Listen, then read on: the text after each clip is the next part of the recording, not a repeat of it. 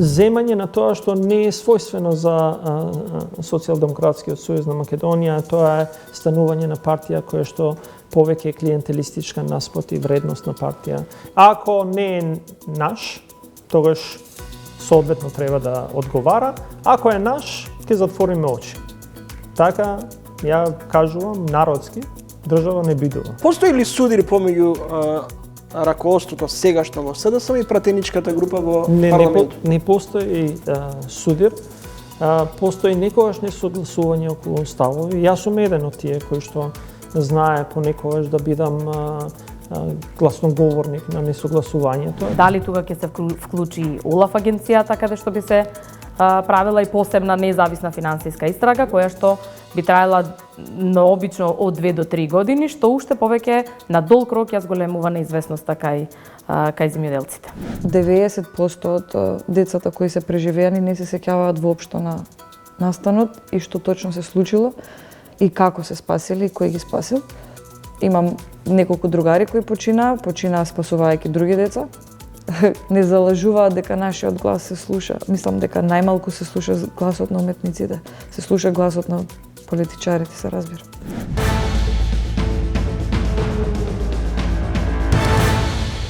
За злоупотреба на пари од Европската Унија, поранешна хрватска министерка за регионален развој и европски фондови, Габриела Жалак, неделава почнала со одслужување на затворска казна од 2 години и 7 месеци.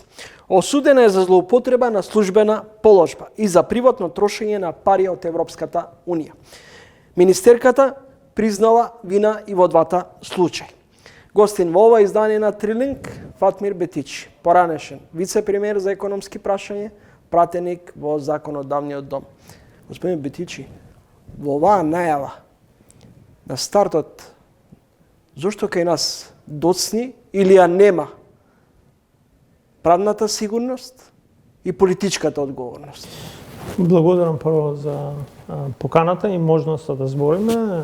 Во вашата најава се рефериравте на еден пример, иначе сметам дека има уште еден поголем пример, а тоа е политичарката Ле Пен во Франција, која што заради злоупотреба на европски пари, кога била дел од Европскиот парламент и така натаму, има забрана за политичко делување во Франција, кој што е уште еден доказ дека сериозно се третираат злоупотребата на даночните средства од граѓаните, независно дали тоа се даночни пари во твојата држава или кои што доаѓаат од граѓаните на Европската Унија и се распределуваат кај другите земји. Една суштинска разлика е постоењето на механизми.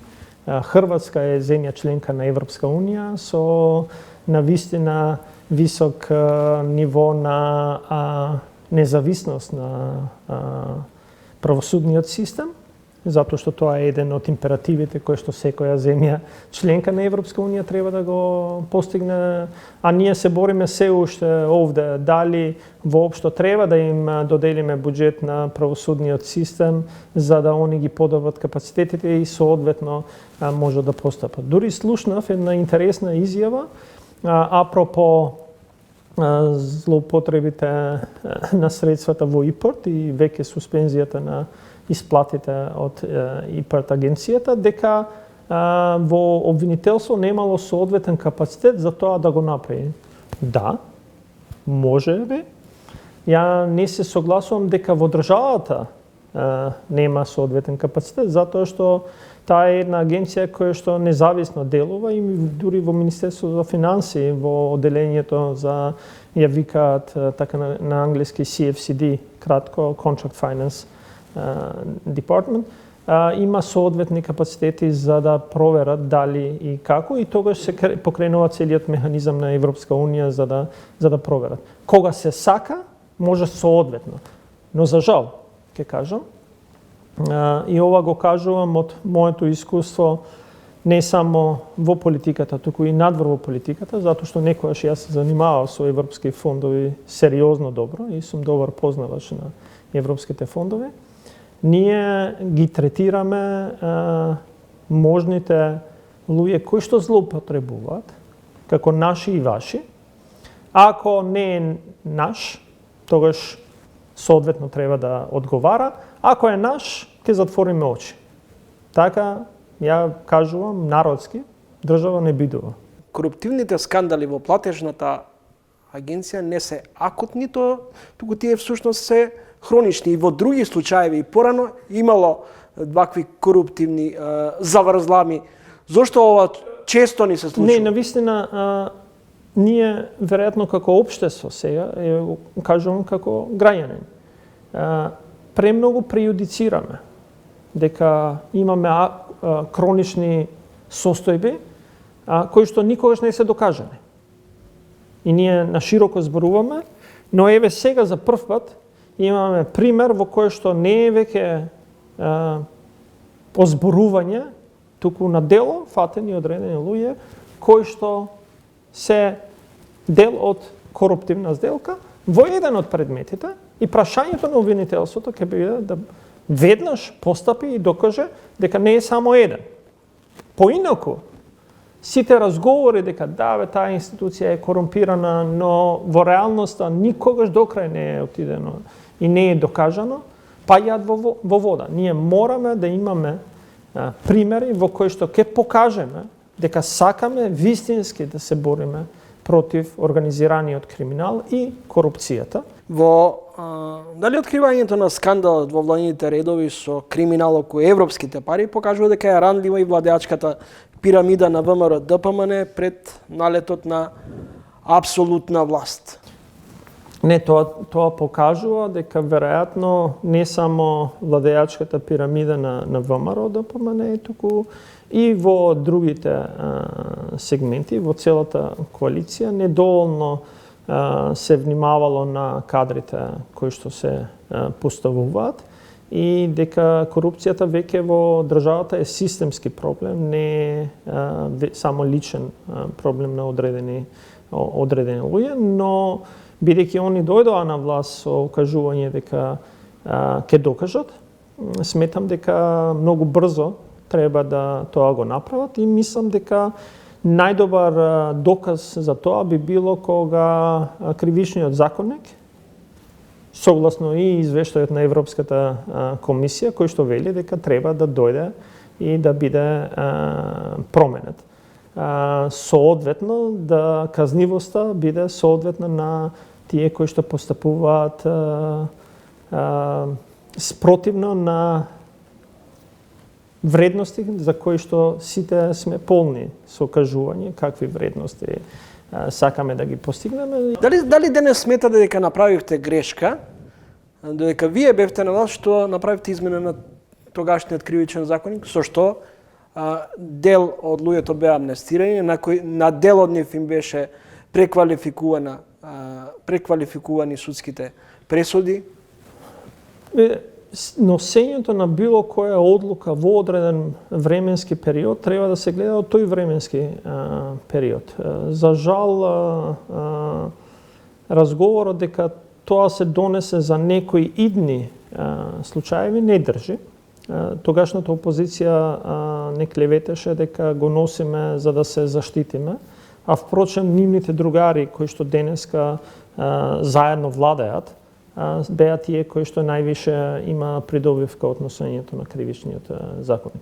И јас сум кажал и претходно и пак ќе кажам. Во оваа држава за државата и за доброто на иднината на државата некогаш треба да направите помирување, иако тоа може да боли. Во секој еден сегмент. Соодветно да се одговара, но треба одредено помирување. Каква порака испраќате, господине Битичи, со идеја за помирување и колку на тој начин давате обесхрабрување кај обичниот граѓанин, работава ние ќе крадеме и ќе правиме корупција, криминал и потоа меѓусебно ќе се амнестираме? Не, амнестирањето не е дел од помирувањето. Кога зборувам за помирување, јас зборувам и за други состојби. Ние, за жал, никогаш соодветно не сме разговарале за ниту една состојба во оваа држава. Ние имаме еден конфликт во 2001 кој што понатаму никогаш никој не работеше соодветно на помирување на вклучените страни во конфликтот. А ако сакате иднина, во постконфликтни периоди, во држави кај што имало конфликт, без помирување нема напредок. И гледате дека после 24 години доаѓаат на маса, ние имавме локални избори кои што за жал не личеа на никакви избори. Реториката не враќаше многу назад како општество. Зошто? Затоа што никогаш тие чинители не седнале да зборуваат. Господин Бетичи, овој дел од разговорот ќе го заокружам околу делот со ИПАР со уште едно прашање. Се чини дека случајот со платежната агенција не познава етнички презнак, мешани кога зборуваме за криминал и митоманија. Каква разврска очекувате во овој случај и до каде ќе завршат пипците? Ја не сум многу запознает со случајот и на вклучените страни. Знам дека само нерешавањето и одолговлекувањето ќе направи уште посериозен проблем во општеството, особено во секторот на земјоделие, кај одредени луѓе кои што се занимаваат и веќе имаат договорни обврски. И штетата ќе биде повеќе кратна од тоа што го слушаме во овој момент дека е финансиската штета од неисплатите кое што може да се случи, затоа што тоа е вренижно. Ако денеска вие на планирани инвестиции од 30 милиони евра не ги направите и тие се одложат или не се спроведат, тоа ќе значи намалени идни приходи и така натаму и така натаму. Можно ли Европската унија да донесе одлука целосно да го прекине, да го раскине договорот? Можно е. Дури јас сметам дека тоа што сме го имале како еден од исчекорите, а тоа е направено во време кога ова владеачко мнозинство не било, а тоа е да имате независно управување со ИПАРД фондовите, да ти се одземе од Европската комисија. Тоа е првиот чекор, да тоа што го вика децентрализирано управување да се земе на централизирано управување и следно веќе целосно укинување. И тоа ќе значи годишно некаде 120-130 милиони секоја година да се одзема средства, а бидејќи императив нели еден ден ние да бидеме земја членка на Европска унија, тие средства се бројат во милиарди секоја година. За жал, затоа велам дека ја очекувам брза разврска, независно кој се е вклучен во овој процес, независно од политичките чинители, независно од поврзаноста одредена со одредени структури на било која власт да е, дали е или политичка партија да е. Скандалот со платежната агенција доаѓа само неколку денови по извештајот на Европската комисија за напредокот на земјата, во кој беа нотирани сериозни забелешки во речиси сите области, системски слабости. Не знаеме да ги читаме или ги игнорираме пораките од Брисел? Видете, има една суштинска разлика која што некој сака да во суштина да ја прикаже дека ништо нарочито не се случило. Ги релативизираме работите? Па да, особено од владеачкото мнозинство во овој момент. Дури во една изјава на владеачкото мнозинство беше кажано дека извештајчето на Европската унија или Европската комисија кажува нешто, дека ние сме биле дури најспремни пред сите. Да, и јас за прв пат ќе кажам, благодарам на владеачкото мнозинство кој што дава комплимент на водењето на државата од страна на СДСМ, затоа што тоа што е постигнато како подготвеност во преговорите е заради СДСМ, не заради некој друг. Подготвеноста од 3,01 наспроти другите држави во Балканот е заради СДСМ. Прогресот кој што е направен во времето на владење на ова владеачко мнозинство промакнат. Значи, разликата е 0,1%. Толку успеале. Од дури помалци од 0,1, 0,09, но сега е 3,1 наспроти 3. Следите тренинг гостин во емисијата Фатмир Бетичи, пратеник екс-вице премиер за економски прашања, поранешен подпредседател на Социјалдемократскиот сојуз. Господин Бетичи, минатата година, веднаш по парламентарните избори си поднесовте оставка од подпредседателската позиција во Социјалдемократскиот сојуз на Македонија. Сметате дека актуелното раководство треба да го следи чекорот, вашиот чекор? Значи, прво и единствено, за сите што ме знаат и за тие кои што прв пат ме гледаат.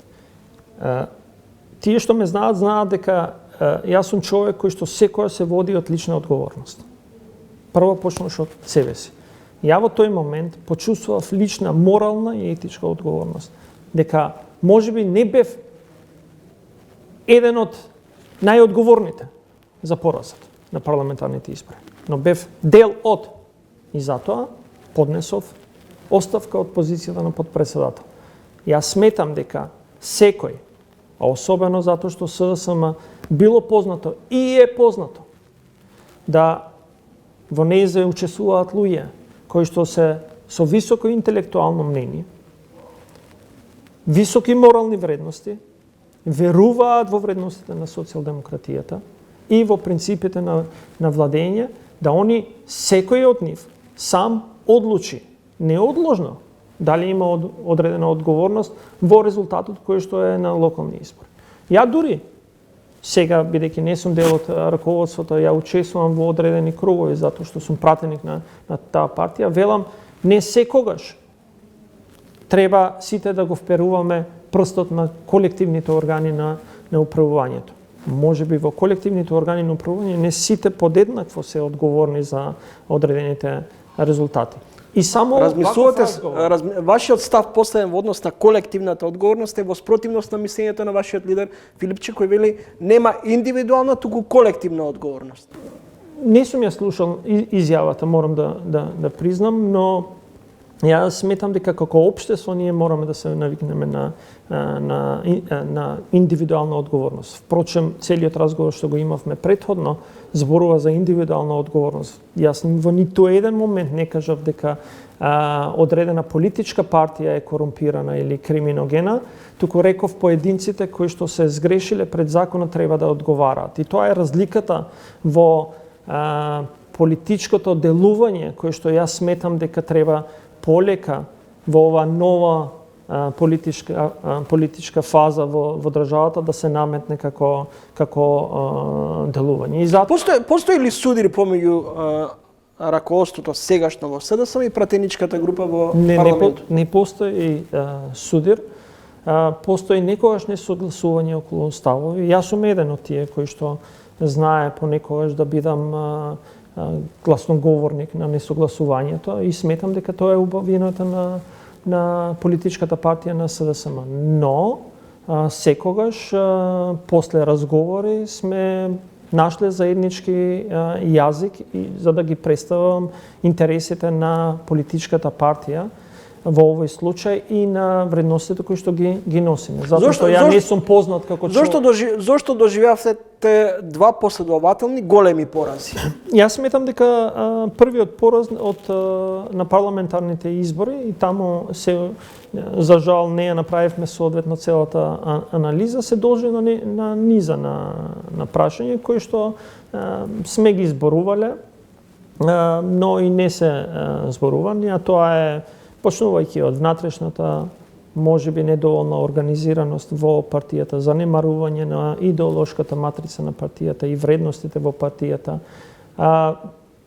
земање на тоа што не е својствено за Социјалдемократскиот сојуз на Македонија, тоа е станување на партија која што повеќе клиентелистичка наспроти вредност на партија. И така натаму има и други национални прашања, големи одлуки кои што беа земени за Дали на сцена однесувањето на коалиционите партнери, се има склоп на различни работи.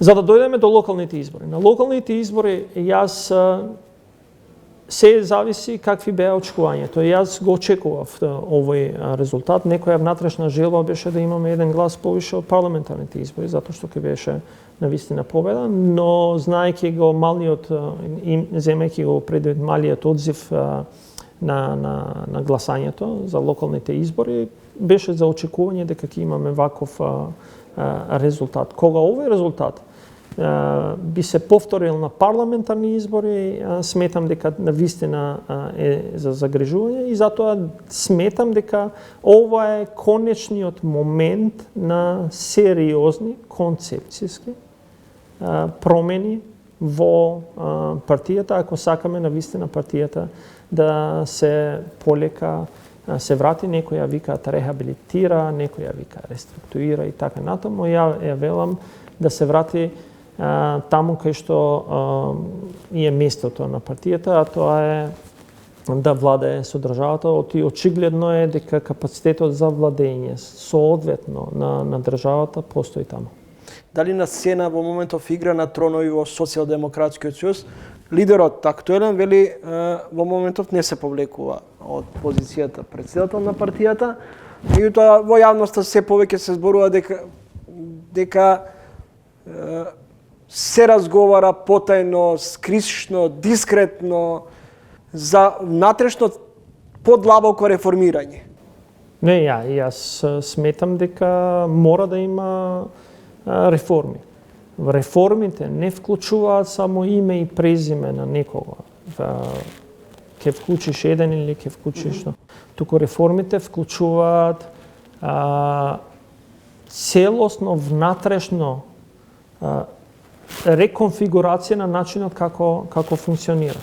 Какви ќе бидат ефектите од вакиот економско, финански па и социјален модел на функционирање? Видете, ние следната година веќе реално ги гледаме првите последици на ваквото однесување. А тоа е дека каматните плаќања веќе преминуваат на сериозна буџетска ставка. Некаде 2% од бруто домашниот производ.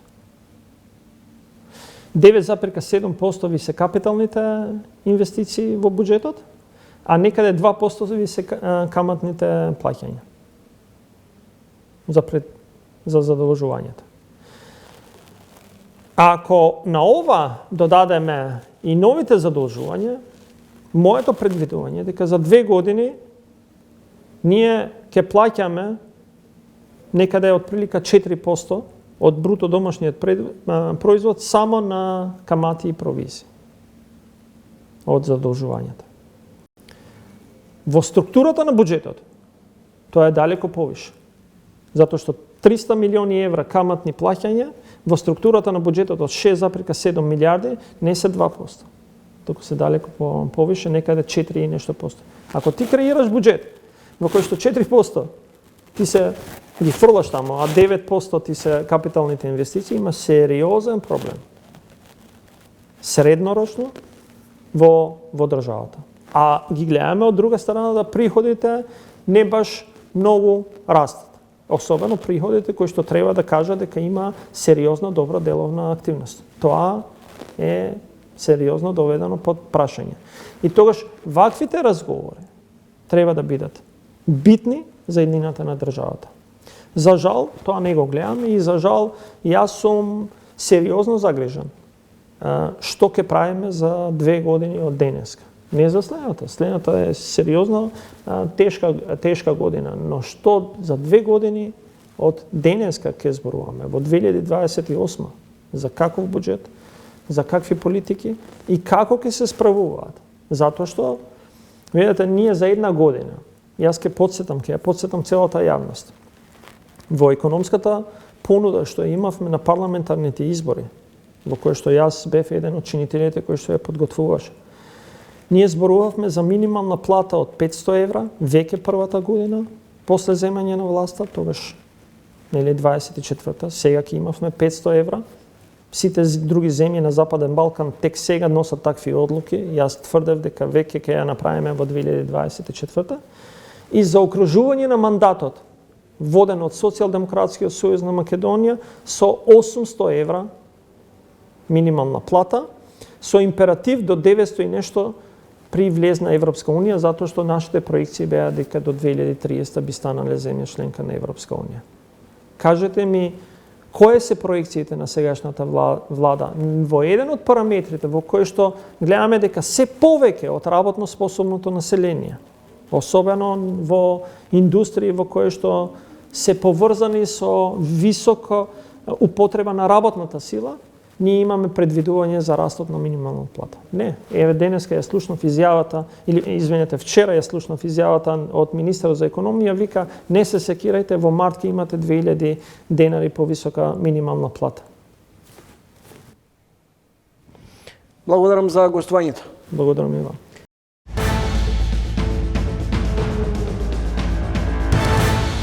Вечерашната соговорничка е талентирана актерка. Зад себе има десетици улоги како дома, така и на меѓународната сцена. Темпераментен лик во Родна, во филмот на Врба од Милчо Манчевски, па до најдобра женска улога во Мојот маж по раскази од Румена Бужаровска. Солун, град на духови. Прва соработка со Слободан Унковски. Добре дојдовте во емисијата за Наталија Теодосиева. Добре те најдов, фала за поканата. На старт, пред да се осврнеме на театарските и филмски улоги, потекнувате од Кочани. Да. Првата асоциација, која ви е? Орис. Знам каков одговор се очекува и за жал не е веќе Оризот или дека тоа е мојот дом. Едноставно денес е катастрофата, односно пожарот што се случи годинава. Зошто Кочани во поновата македонска историја ќе биде синоним за една голема трагедија? Таа среќа, односно несреќа, му се падна на Кочани. Тоа можеше да се случи било каде во оваа држава. Луѓето младите кои живеат во Кочани, кои излегуваат, Кочани е познат град по тоа дека некогаш имал многу добар ноќен живот, многу добри рейв журки, културен живот, театарски представи, театарски фестивали, така натаму. И самиот град е жив сам по себе. Луѓето кои живеат таму сакаат да излегуваат. И до ден денес кога ќе отидете во Кочани, сите кафичи и такви локални места се полни.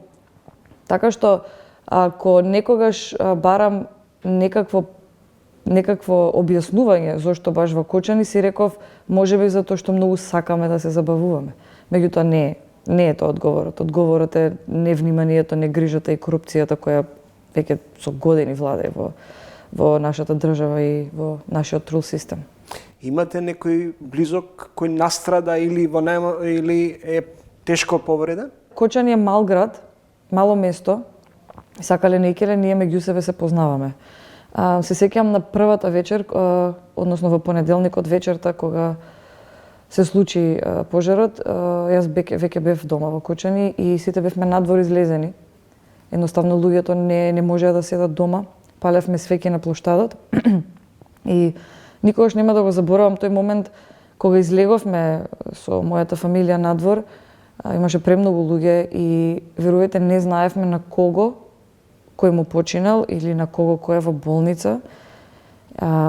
И едноставно не знаевме како да се поздравуваме меѓу себе. Не знаевме кому да му изразиме сочувство, кому не. И само поминувавме, климавме со главите и велевме Бог да ги прости.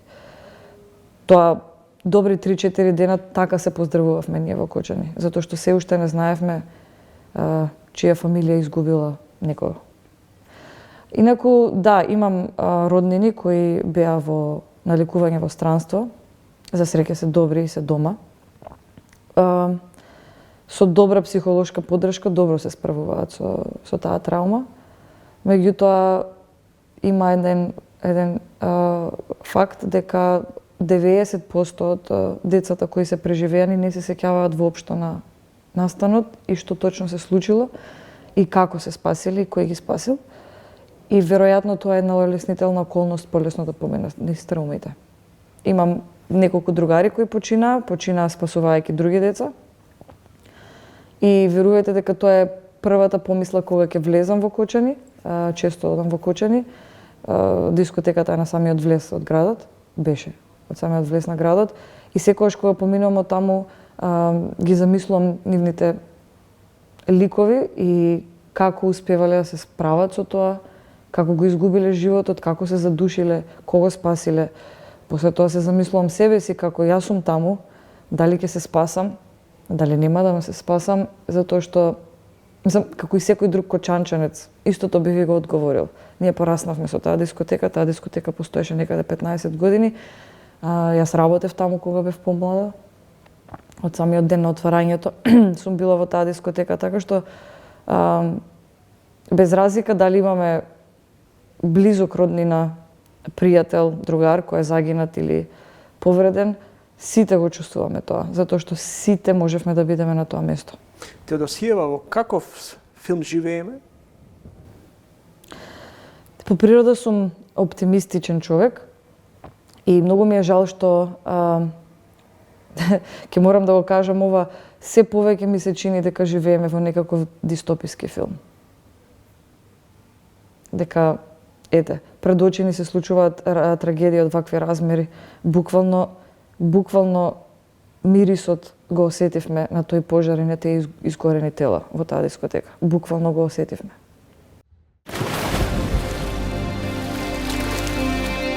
Не си одобде, така?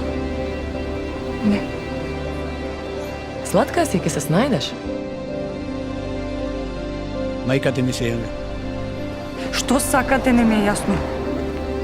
И ветив дека ќе те пазам. Не сум детиште што избегала од дома и ќе дојде после 3 дена.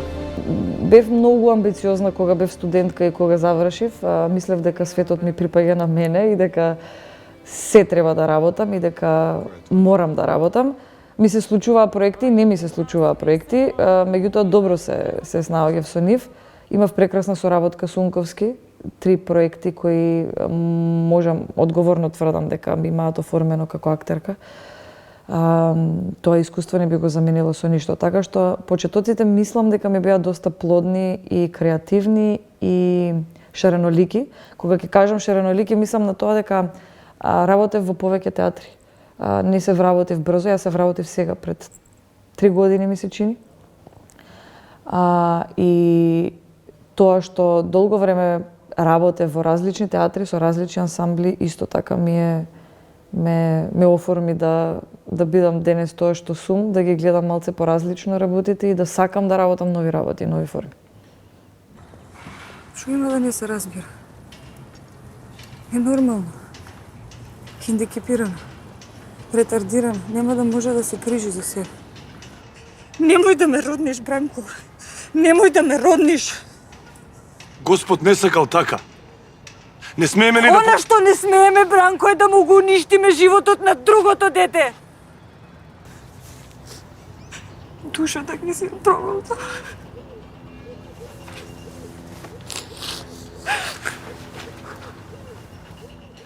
Во Врба на Милчо Манчевски доминираше голотијата.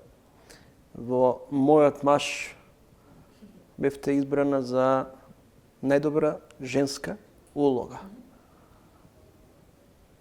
Не разголија или сами се разголуваме? Видете, ја спомнавте голотијата во Врба. Таму, мислам, јас немам никаков проблем со таквите сцени, се додека се издржани и оправдани. Јас тогаш сметав дека дека тоа е во ред, за да се направи едно дете треба да си има да си има интимен однос со партнерот. Тој филм зборуваше за плодноста и неплодноста и за желбата да се биде мајка, така да тоа беше некако поврзано со самата тема на филмот. Дали не разголија или се разголивме? Понекогаш дозволуваме да бидеме разголени за да дојдеме до нешто или за да докажеме некому нешто. Меѓутоа секогаш преферирам сама да се разголам. Мојот маж од Румена Бужаровска предизвик беше? Да, многу голем предизвик. Предизвикот беше најмногу таму каде во моментот кога требаше да ги пишуваме нашите лични приказни, нашите лични трауми и искуства од минатото и денес.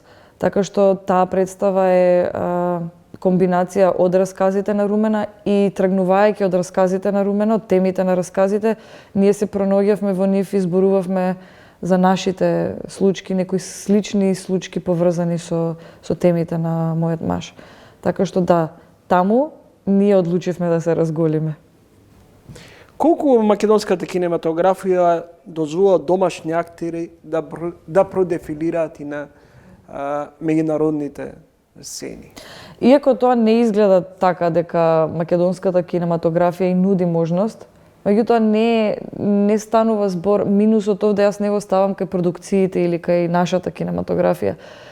Многу повеќе работи имаат влијание врз тоа дека ние од Македонија глумците малку потешко се пробиваме, еве да речем, на балканскиот пазар.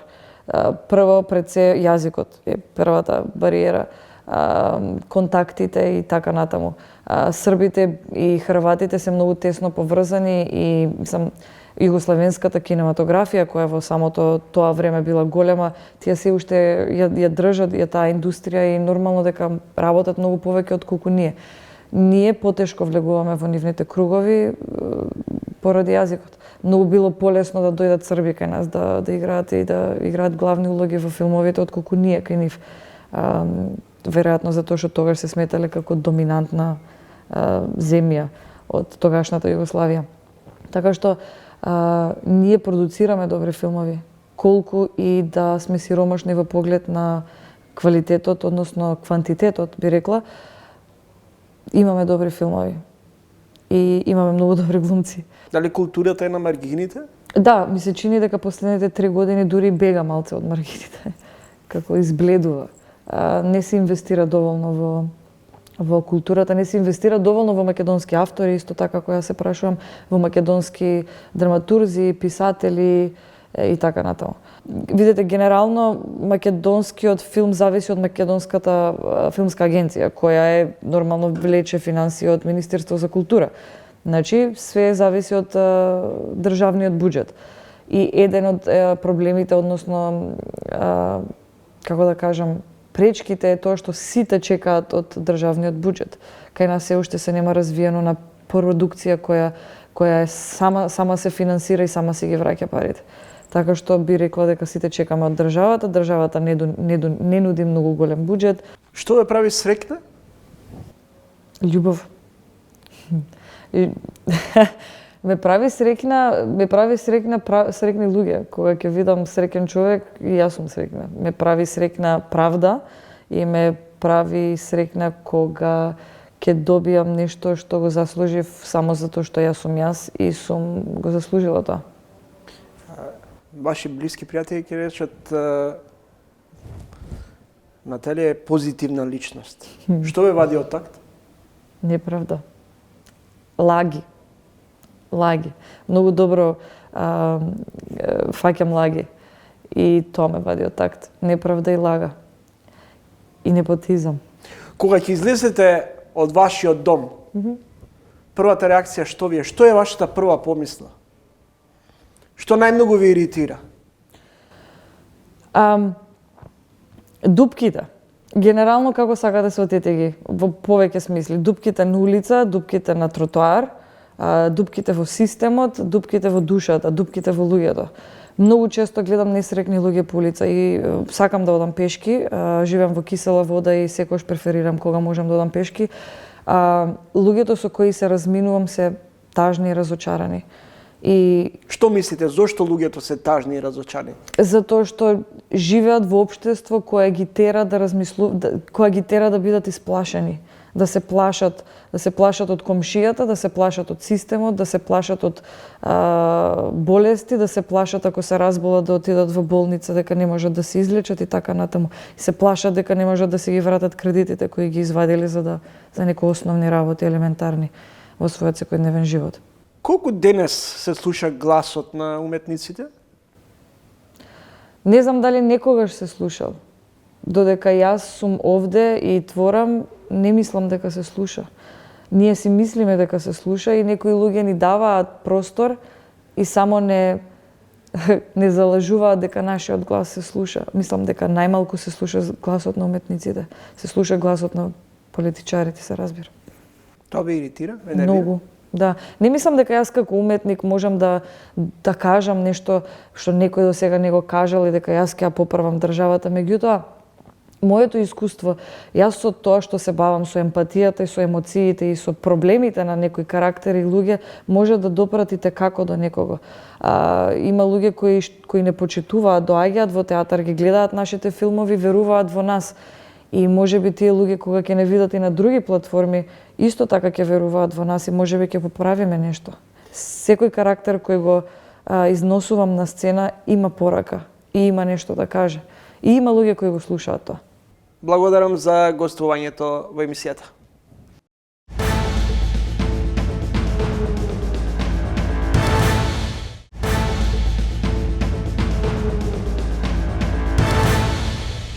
Нов шок за македонската влада, уште не прочитан крајно критичкиот извештај на Европската комисија за состојбите во државата, скандал го тресе секторот на субвенции во аграрот. Висок функционер, фатен со лепливи раце, директор близок до власта, примил мито од бизнисмен кој незаконски очекувал пари од ИПАРД, фондовите на Европската Унија.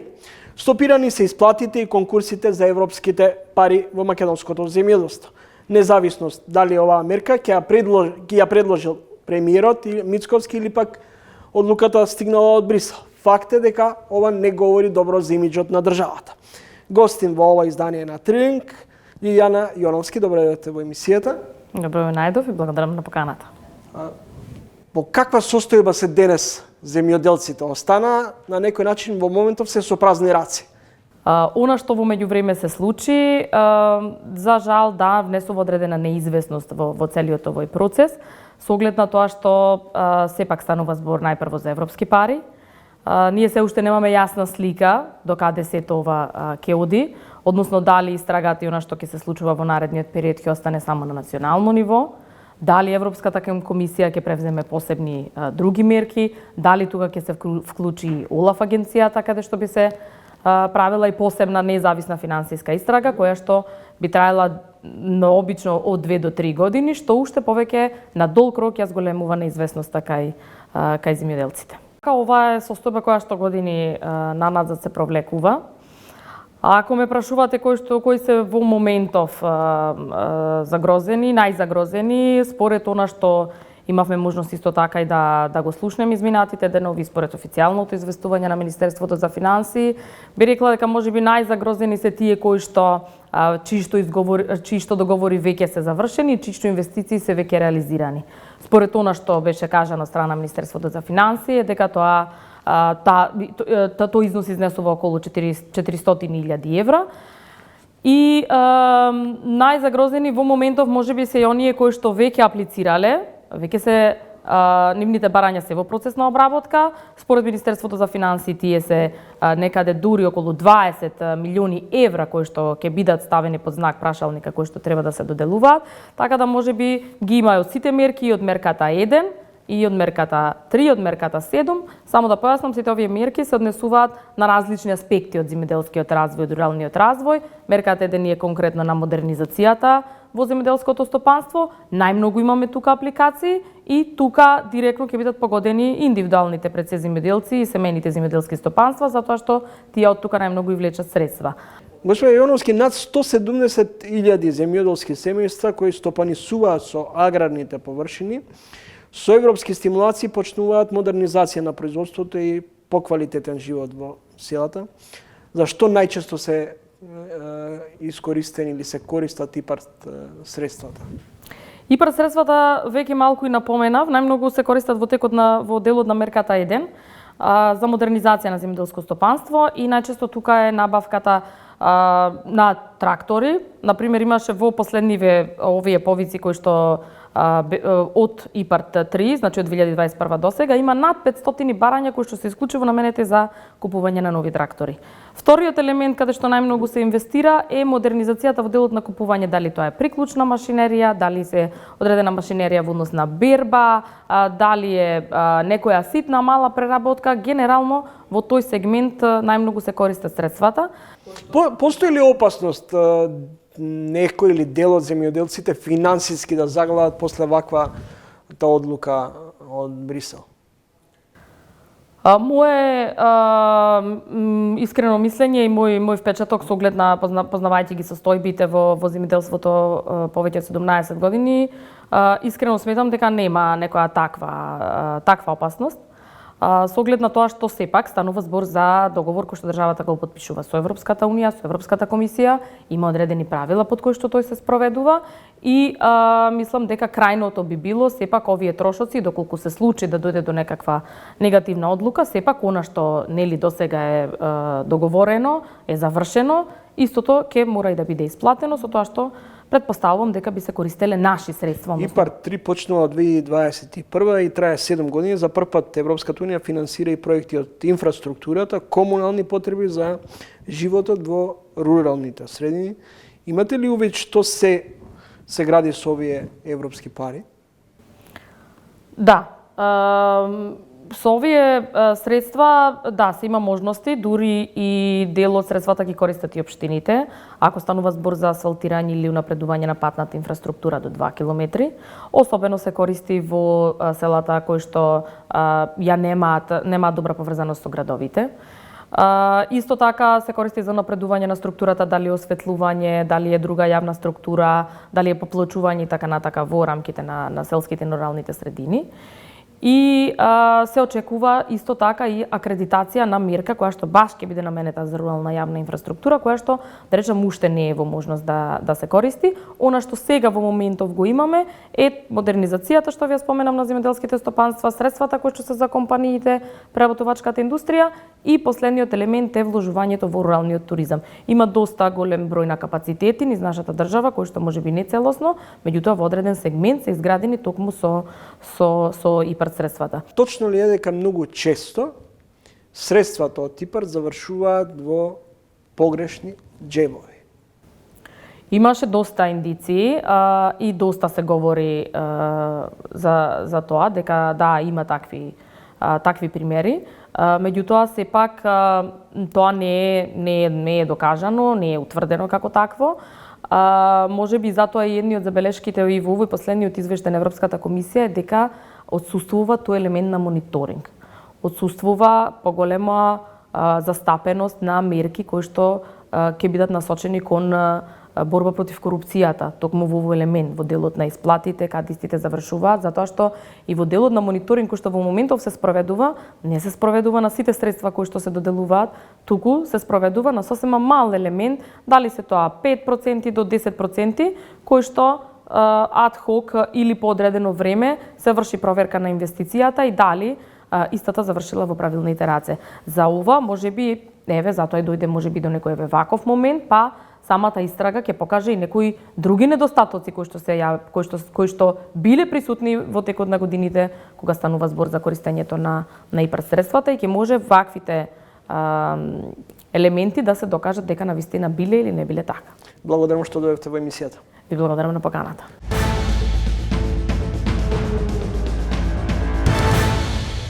Следите три линка во продолжение. По повод трите значени јубилеи, 20 години од консеграцијата на големата ложа на Македонија, 25 години од основањето на ложа Скопје и 30 години слободно зидарство во Македонија.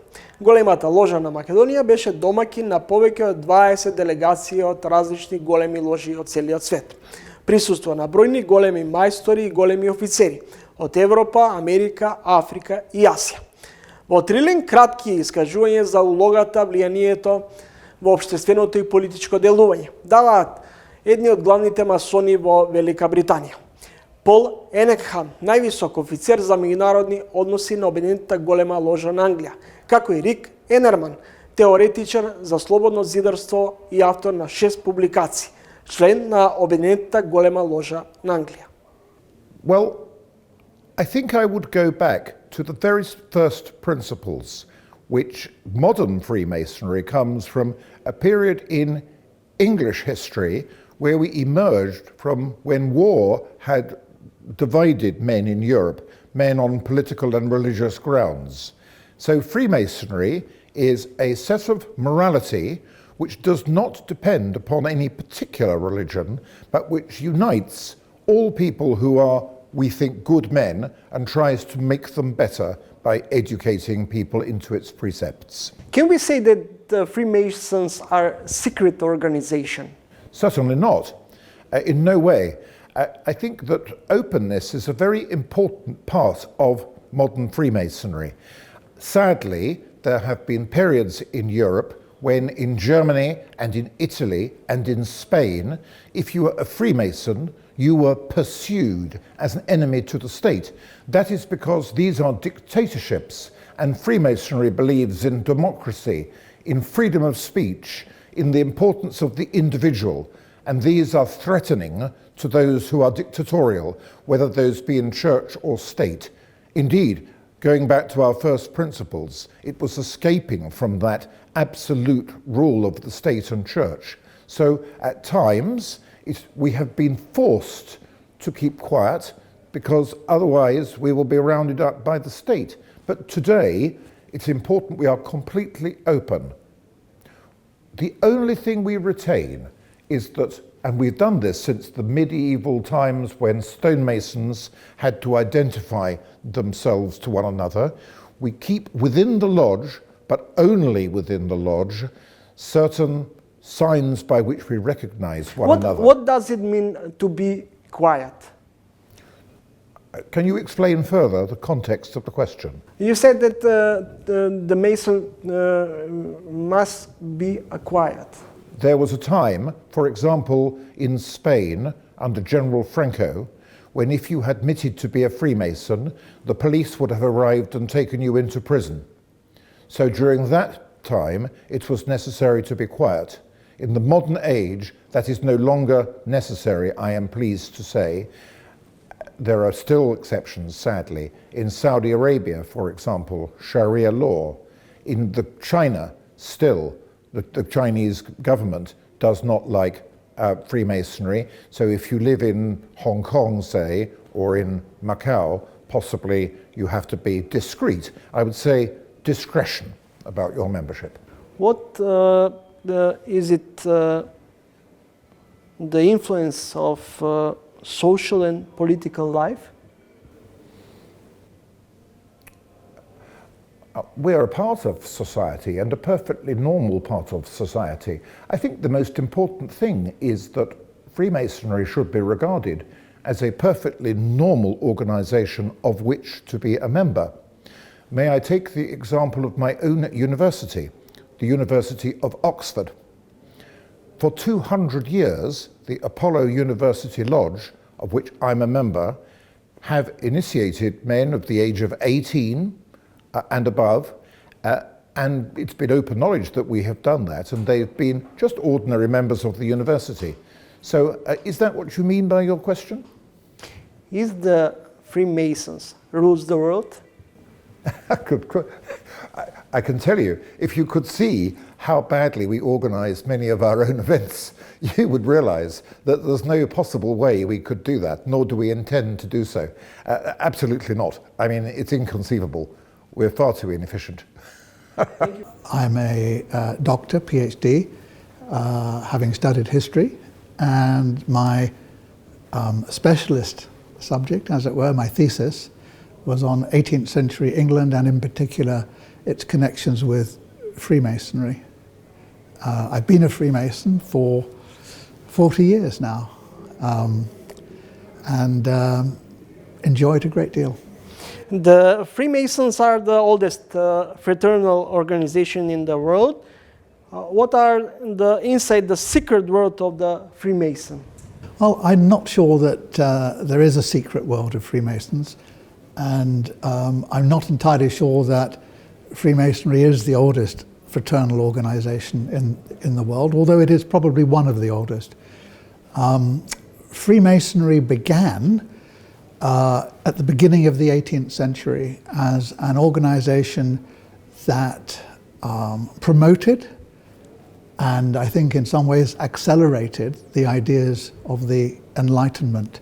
So these are ideas of religious tolerance, of constitutional government, of meritocracy, of education and self-improvement. And these ideas in the early 18th century were completely radical. They were leading edge ideas. They were ideas associated with men such as Sir Isaac Newton, John Locke, men who were at the cutting edge of changing society, not only in England but over time in Europe as a whole. And Freemasonry in the 18th century was extremely popular and in that sense powerful, because men wanted to become Masons and to share in these values and to promote these values.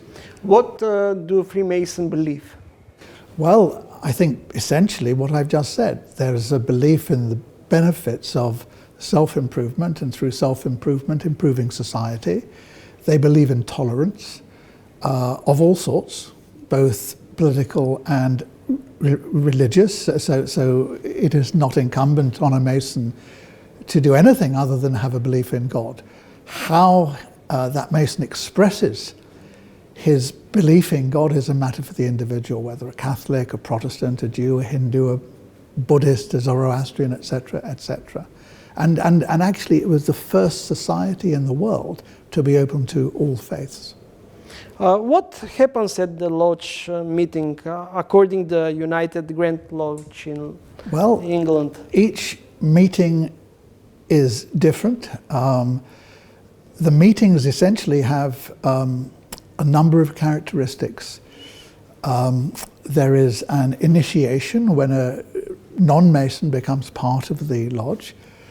There's a passing when the initiate passes to the second level, which is called a fellow craft, and then finally there's the raising of that individual to become a master Mason. Now, it's usual that each of those take place at a separate meeting, although they can be combined. And some lodges don't do that, or do that only in part. Some lodges have historical lectures or other forms of education. Confucius theory and the New World Order, who rules the world? Well, as I said before we started this interview, I don't think anyone rules the world. If you wanted me to answer that question literally, you know, I can say in China we have the Chinese, President Xi, etc. In Russia we all know who is president there. You know, if you're asking me, which I think you're asking me, do Masons have significant influence in some form of underground or secret manner? The answer is no. What I would say, however, is that many leading figures over the years have chosen to be Masons because they have a belief that is aligned with the beliefs in Freemasonry. And that was particularly the case in America in 1776, at the time of the Declaration of Independence, of course the 250th anniversary next year. And you see the values that I've just mentioned, tolerance, constitutionalism, the separation of powers. These values are inbuilt into the American Declaration and Constitution. So it's not that Masons control the world or have excess influence in the world. It's that the Masonic values have been found to be highly attractive over the years, whether it's in America, whether it's in Europe, whether it's in Latin America. And I think that really is the answer to your question. How is the impact in the social and political life of the rule of the Freemasons? Are you talking about Freemasonry as an organization, or how that interacts with society? As an organization and individuals. As individuals. Okay. So as a social organization, Freemasonry wants to be fun for those who are involved in it. So we normally dine after a meal. We convene at the bar like any other organization does. Politically, Masonry is made up of many different sets of political views and beliefs. There is no single political dogma. As I said, it's a politically tolerant organization, so Masons can come together sharing the same basic values of whatever faith and whatever political party. What is the biggest secret? I think the biggest secret, and you have to say you'll never disclose this, okay? I mean, I want you to promise you'll never disclose this. The biggest secret is that there are no secrets.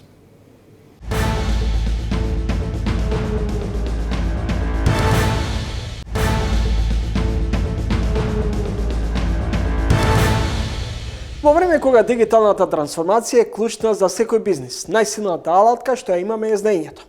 А кога зборуваме за продуктивност, комуникација и ефикасност, зборуваме за Microsoft 365. Марко Серафимовски, сениор директор во Семос Едукација, со повеќе од 8 години искуство во развојот на IT програми. Ќе ни открие зошто M365 не е само сет на апликации, туку целосен екосистем што го менува начинот на кој работиме, соработуваме и учиме. Од World to Times, од Copilot до Power Automotive, истражуваме како правилна употреба на Microsoft 365 може да ја зголеми ефикасноста, да го поедностави секојдневието и да ги отвори вратите кон дигиталната иднина. Според студијата на Forrester Consulting за Microsoft 365 Copilot, компаниите кои го користат може да постигнат 135% наспроти 353% поврат на инвестицијата за период од 3 години. Марко Серафимовски за моќта на знаењето и технологијата што ги поврзува луѓето.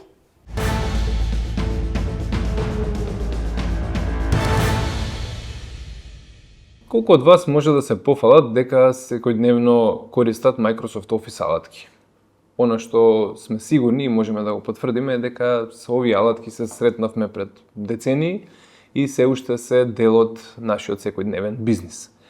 Она што малкумина го знаат е дека покрај познатите Word, Excel, PowerPoint и Outlook, Microsoft создаде нов производ кој што го нарече M365, односно го збогати портфолиото на Office алатки со познатите или можеби помалку познатите Microsoft Teams, OneDrive, OneNote, Planner, To-Do, SharePoint и многу други. Она што е многу важно да се напомене е дека голем дел од компаниите кои што денес користат Office 365 или Microsoft 365 или Office алатки, веќе ги поседуваат и овие горе напоменатите, но не се свесни за тоа и не ги искористуваат максимално како што можат. Од голема важност е да се напомене дека ова се производи кои што не чинат многу пари, функционираат на модел на претплата, на subscription, и тоа би значило дека компаниите не го плаќаат производ доколку не го користат.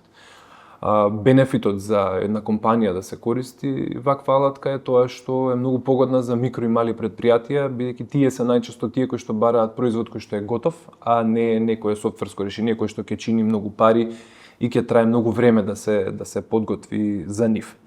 Живееме во многу динамична средина, денешницата е многу брза, се бара многу брзо да се одговори на барањата на клиентот, на нашите партнери, соработници. И токму Office 365, M365 пакетот е тој кој што ова им го овозможува на компаниите и на вработените во тие компании. Забележавме дека компаниите или го ги поседуваат овие алатки, или не ги поседуваат, а гледаат потреба од зголемување на продуктивност, брзина и ефикасност во соработка, испраќање документи, како што напоменавме, работа на заеднички документ, и со таа цел креиравме програма во Семос Едукација која што на овие заинтересирани страни би им помогнала практично да осознаат како може да се служат со овие алатки и како можат да си ја зголемат продуктивноста на дневно ниво.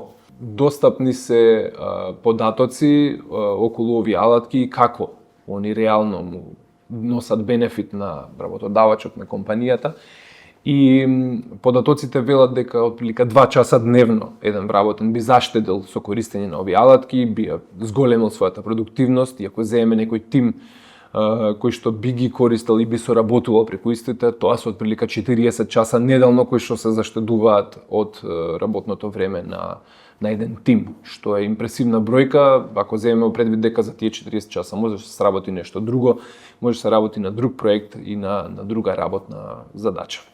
Што ви нуди M365 или Office 365 пакетот на вас и вашата компанија? Ви нуди зголемена продуктивност, побрзо извршување на задачите. Земајќи ги во предвид сите овие факти, би напоменал дека доста компании веќе се дел од оваа обука, од оваа програма, ја следат затоа што увидува реален бенефит од посета на истата и од користење на овие алатки. Она што би го напоменале е дека секојдневното губење на време може да застане токму со користење на овие алатки и со оваа обука. Општото мислење и во бизнис светот, и во Македонија, и во светот е дека ова се алатки кои што, нели, како што напоменавме, се достапни со години, со децени, дека сме свесни дека постојат, како ги користиме, максимално ја извлекуваме нивната можност и бенефици. Годините на нас покажале дека не секојаш тоа е така, затоа и тргнавме во развој на нов производ кој што ќе им помогне на компаниите реално да го осознаат бенефитот и алатките кои што се достапни и со тоа реално да му помогнат на својот бизнис.